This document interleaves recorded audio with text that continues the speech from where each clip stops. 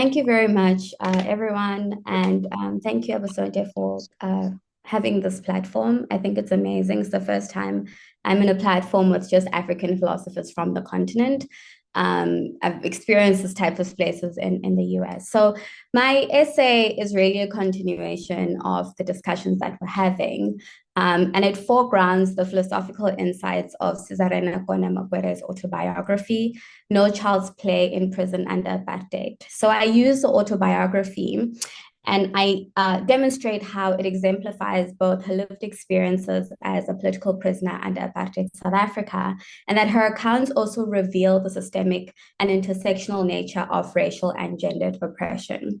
I call my reading an existential standpoint, which I have developed in originally in an essay titled Being Black and Woman in a Racist and Sexist Society, locating an existential standpoint philosophy in Mamphele Ramphele's autobiography. So my approach today is to kind of carry that approach to Cesarina Makhoere's autobiography.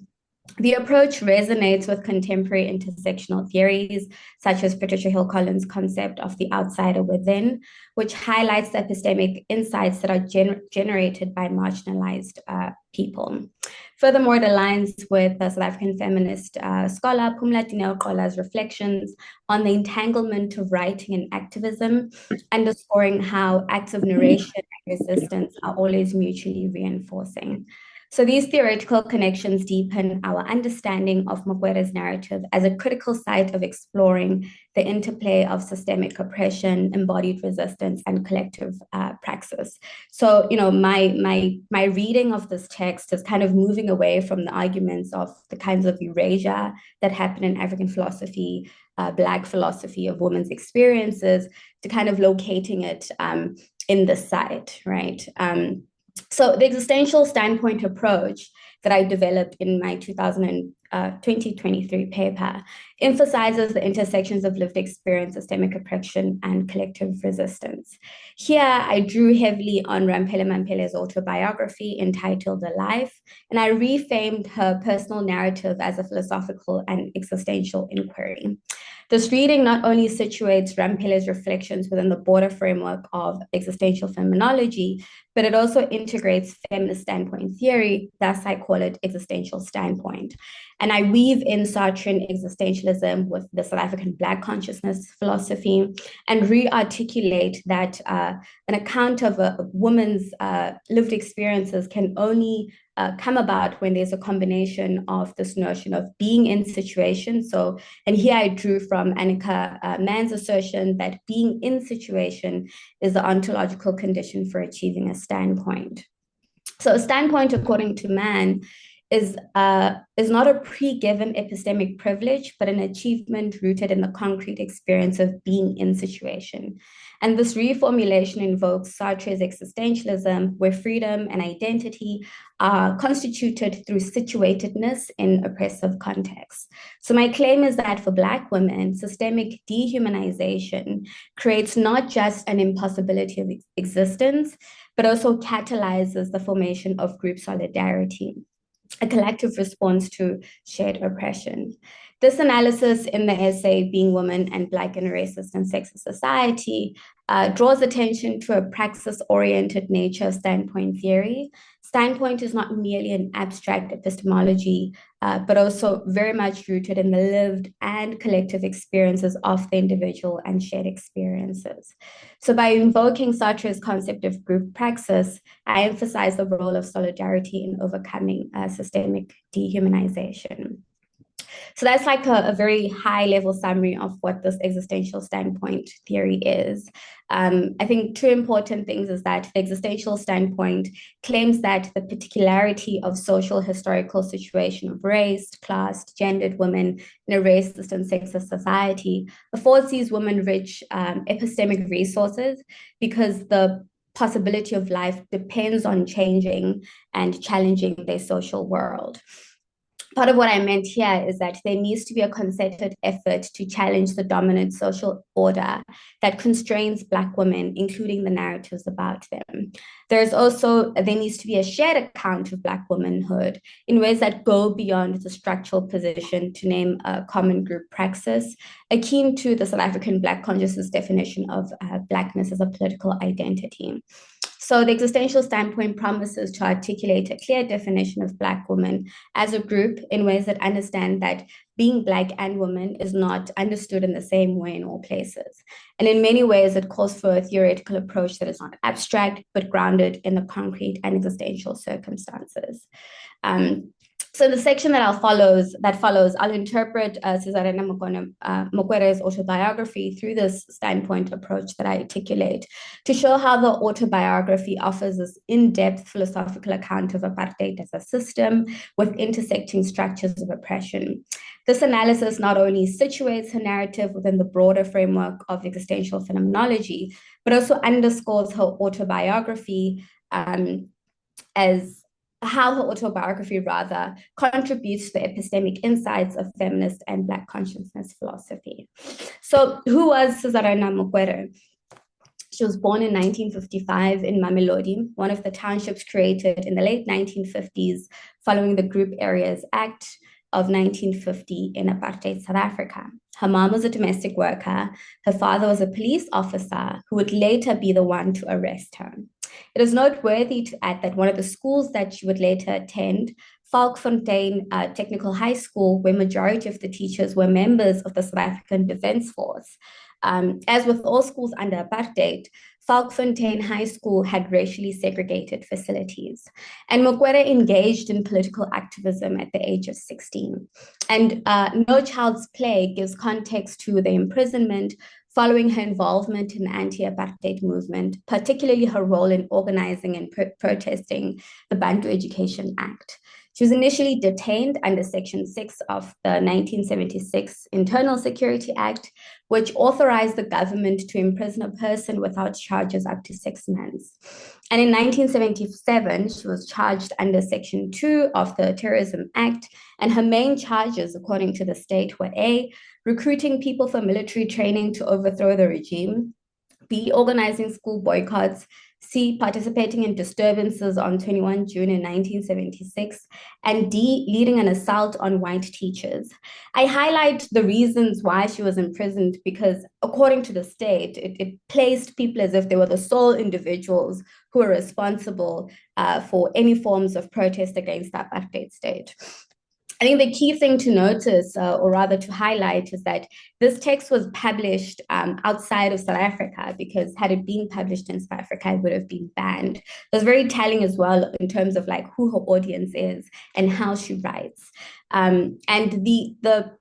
I highlight this text not only because it's been neglected in our philosophical approaches in terms of Black philosophy in South Africa, but also in the US context as well. There's oftentimes so much focus on people like Winnie Mandela, and which is important, but it also undermines the various other figures who were also protesting. So in my reading this text, I use this existential approach to frame Makhoere's narratives as a philosophical interrogation of acts of resistance. And this analysis not only situates her narrative within the broader framework of existential phenomenology, but also situated in feminist philosophy. So for the purposes of time, what I'll do is that I'll focus on one example in the text where it kind of demonstrates these key themes that I tease out and that I argue for. For example, when she describes the prison conditions in Klerksdorp, she first brings to our attention how the prison had many prisoners who were convicted for past laws violations compared to the Pretoria prison. The numbers at Klerksdorp were very high because the area has the highest number of South African mines, and the mining industry relied on migrant labor due to the Group Areas Act. Many people would make their way to the mines without getting the needed permission to seek employment, or their families, particularly their wives, would look for their husbands at the time who were looking for the mines because they failed to send money back home to the quote-unquote reserves. These women, as noted by Makhoere, so this is her retelling the accounts while she's in prison, she states, quote, women were required to have passes to stay in their area. And of course, they did not have. So they'd end up in prison for pass law offenses. So here in this one example, we see how the ripple effects of apartheid laws and how they insistently constrained Black people's lives. In another context, she explains, quote, these characters, referring to white people, are brought up like that, brought up with the idea that you are superior and that you have to be on top of a Black woman or a man's head, that a Black woman or man cannot say anything. She or he must take what you give because you are the boss, meaning the boss, close quote. Here, Makhoere draws our attention to the workings of cultural imposition. One will note two important aspects of her thinking. First is that she emphasizes the fact that white people were brought up like that, thereby reminding us of the embedded cultural racism in in the structures of society. That is, whites in South Africa are brought up in a culture that has determined a particular idea of whiteness and what it should be and should not be. Just drawing connections with Lundogushe's comments here about the types of philosophy that white South African women do, right? So you see how it consistently plays out throughout the years. But going back to Makhoere, the idea is also maintained at the structural level, meaning that the structure, represents a superstructure in the context of apartheid South Africa, and even to date, somebody is white because they're rich because they're white. And so the arguments and the connections that she makes in this text is to try and demonstrate how the prison wardens treated white Black people in a particular manner, not because they're superior, any more superior than a Black person, but trying to demonstrate how they're able to do that because of the position of their whiteness in capital. In the same manner that she tries to demonstrate that women who were arrested because of the pass laws were not doing it because they were delinquents, but because, the state basically functioned in such a manner to oppress people, but also benefited from that oppression. Insofar as one of the key things that she highlights in the text is how apartheid prisons benefited from the labor of Black people because they oftentimes, things like washing uniform and like certain small mundane things would be outsourced to the apartheid prison. So, very much similar to like the prison industrial complex in terms of how it benefited. And so it benefited the apartheid state essentially to have more Black people in prison. So that's like one neat example. There's so many examples throughout the text. That she highlights that basically demonstrate how apartheid should be seen as systemic, right? You cannot point to individual relationships, but also you can't only look at one structure of society. Rather, all these various structures basically are interwoven and they function to oppress Black people as a whole. And I think the key thing that I find very energizing about this text, and like many other that are written by Black women, is highlighting that it was not just race, but also it was gender. And Black women's experiences basically highlight the intersectional nature of apartheid oppression. So as a means to wrap up, the core argument that I make towards the end of the paper is basically also demonstrating how autobiography, at least in the manner that I read it through this existential standpoint, should not be regarded as just a reflection of people's lived experiences, and that it is not philosophical, it is not critical, and so on. My reading draws a lot from South African Black feminist thinkers and US Black feminist thinkers to demonstrate how lived experience becomes the site of knowledge production, and that even in the act of writing these autobiographies, there's insistent awareness of how the structures try to ensure that women don't tell their stories and that their stories are not seen as well as legitimate sources, right? Or else we wouldn't be having this type of conference. It's very much telling of how this has continued, and it's not new. Makhoere's autobiography exemplifies how writing also functions as an act of resistance under systemic oppression. And this is particularly the case because, any form of writing in apartheid South Africa that critiqued the regime was banned.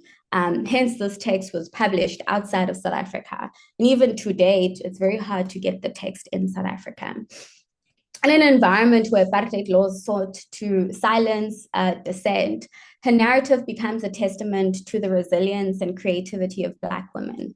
She writes, quote, "I wouldn't stop protesting against their rules and regulations.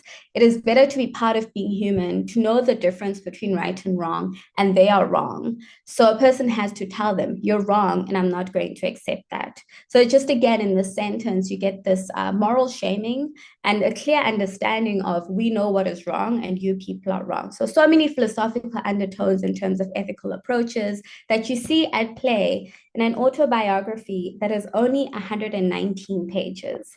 For up to me, I'd say, people don't need to read Plato, just read autobiographies that are written by Black women.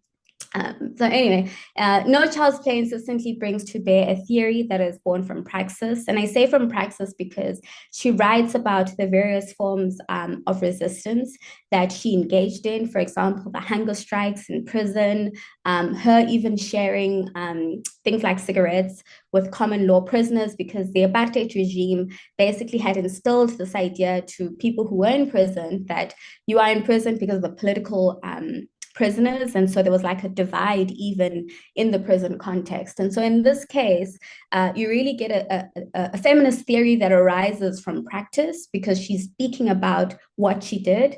And then you get the theory thereafter, which is very much consistent with our understandings of what feminist praxis and feminist theory is.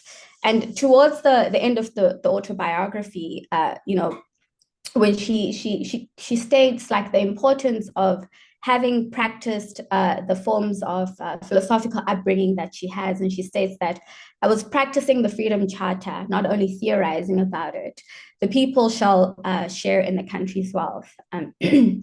So even if at that point it is only just like one section that you get these snippets where she states that I was practicing the Freedom Charter and I wasn't just theorizing about it, also basically demonstrate the concrete awareness of what she was writing about and making the connections between her activism and how it is also informed by the South African Black consciousness philosophy.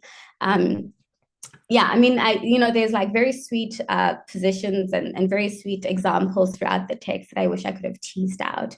But, for the purpose of time, in terms of wrapping up, the key argument and what I was trying to do today is basically demonstrate that we should be looking at the various sites in which Black women do philosophize, because it has been known, it's been stated that there are erasures, right? And I'm interested in finding those various sites where they do philosophize, whether the approach is like transdisciplinary or interdisciplinary. There needs to be a recognition that there are fields like literary scholars, women's studies, where people have been doing this kind of work, right? So the claim that this work is not done is also a form of erasure. And part of my work is also drawing on South African literary scholars who have been doing this form of feminist theorizing and trying to demonstrate that this work has been done in other sites. It is lacking in philosophy. And I think our role is also to kind of continue that conversation of the work that is done by scholars outside of quote unquote professional philosophy.